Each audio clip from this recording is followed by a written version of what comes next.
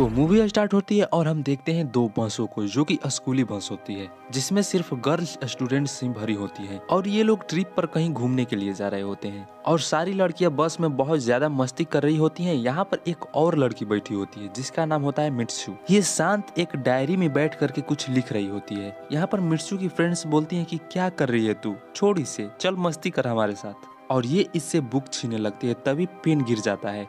मिर्सू pen उठाने के लिए नीचे झुकती है, तभी हम देखते हैं कि आगे वाले बस के छत के साथ साथ इस बस का छत और सारे स्टूडेंट्स का गर्दन कट जाता है। लेकिन मिर्सू बच जाती है क्योंकि वो नीचे झुक गई थी।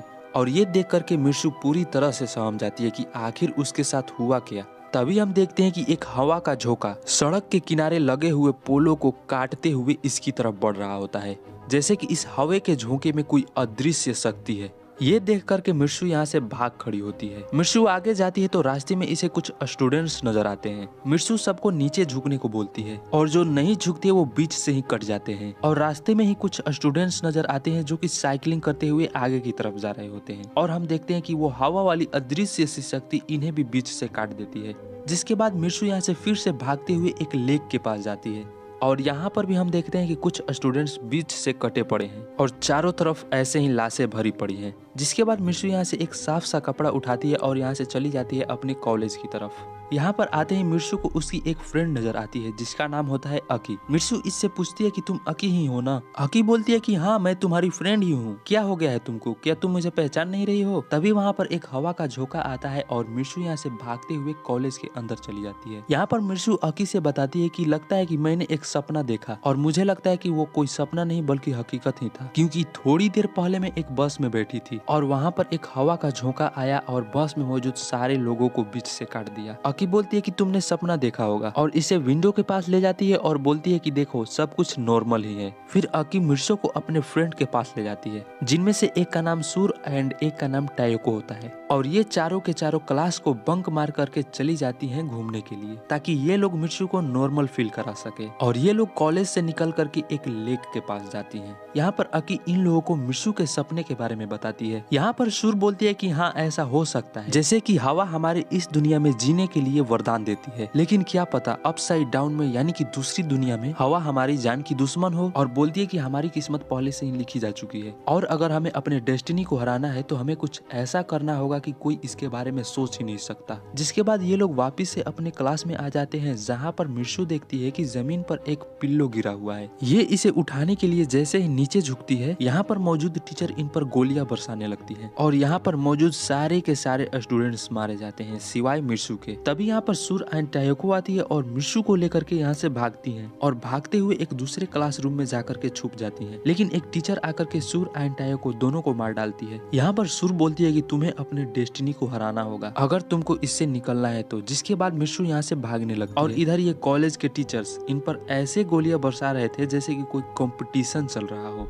एनीवे अगेन हम देखते हैं कि वो अदृश्य सी शक्ति आती है और कुछ स्टूडेंट्स को काट करके चली जाती है और मिर्सू ये देख करके भागते हुए एक पास के ही पुलिस स्टेशन तक चली जाती है। यहाँ पर मिर्सू आती है तो हम देखते हैं कि यहाँ पर मौजूद ऑफिसर बोलती है कि तुम अब तक कहाँ थी, आज तो तुम्हारी शादी है ना। और इसका नाम भी कुछ और ही बोल रही थी। मिर्सू ये सब सुन करके कंफ्यूज हो जाती है और तभी ऑफिसर उसे एक आईना दिखाती है और मिर्सू ये देख करके हैरान हो जाती है कि उसका चेहरा भी बदल चुका है। जिसके बाद पुलिस अफसर मिर्सू को उसके वेडिंग प्लेस पर लेकर के जाती है। यहाँ पर ये आती है तो हम देखते हैं कि यहाँ पर अकी भी होती है। मिर्सू ये देख करके हैरान रह जाती है और अकी से पूछती है कि ये सब चल क्या रहा है। अकी बोलती है कि तुम अभी चुप रहो, मैं तुमको बाद में सब कुछ बता दूंगी। जिसके बाद अकी इसको तैयार करती है और ले करके चली जाती है एक चर्च में, जहाँ पर हम देखते हैं कि बहुत सारी लड़कियां मिर्सू के यहाँ पर आते ही उसको सेलिब्रेट करने लगती हैं। लेकिन अगले ही पल हम देखते हैं कि ये लड़कियां इसको चिढ़ाने लगती हैं और इसको ले करके जाती हैं इसके दूल्हे के पास, जहाँ पर हम देखते हैं कि ये कोई दूल्हा नहीं बल्कि एक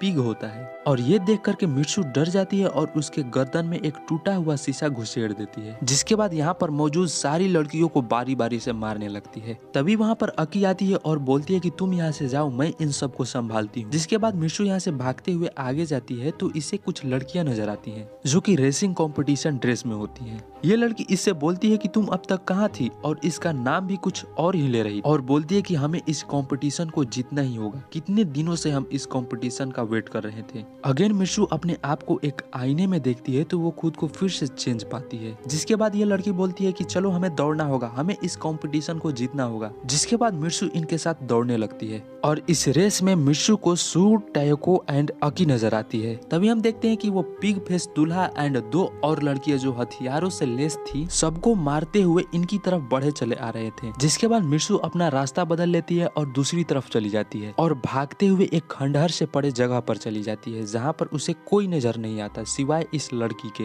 ये लड़की मिर्सू को लेकर के एक ऐसी जगह पर जाती है जहाँ पर हम देखते हैं कि बहुत सारी लड़कियां हैं और वो सारी की सारी स्टैचू बन करके खड़ी होती हैं। और ये लड़की मिर्सू से बोलती है कि अब तुम्हें मरना होगा और उस पर हमला करने लगती है। तभी वहाँ पर अकी आ जाती है और इस लड़की को मार डालती है। जिसके बाद अकी मिर्सू से बोलती है कि तुम चिल्ला करके अपना नाम पुकारो। और जैसे ही मिर्सू अपना नाम पुकारती है हम देखते हैं कि वो अपने असली रूप में आ गई है। और अकी बोलती है कि हमें किसी ने अपोजिट दुनिया में फंसा दिया है और हमें यहाँ से तुम ही निकाल सकती हो। ये मेरी हाथों में केबल लगी हुई है, तुम इसे बस खींच दो। जिसके बाद हम लोग अपनी दुनिया में चले जाएंगे। और जैसे ही मिर्सू इसके केबल को खींचती है अकी 2 भागों में बढ़ जाती है और सामने एक दरवाजा खुल जाता है। जिसके बाद मिर्सू दरवाजे की तरफ आगे बढ़ती है और उस तरफ निकलती है तो हम देखते हैं कि हर तरफ सिर्फ मैन ही मैन है और वहीं पर एक पोस्टर लगा हुआ है जिसमें मिर्सू ही होती है। ये देख करके मिर्सू थोड़ी सी हैरान हो जाती है। तभी वहाँ पर एक आदमी आता है और बोलता है कि क्या तुम मुझे नहीं पहचानती, तुम फ्यूचर में हो।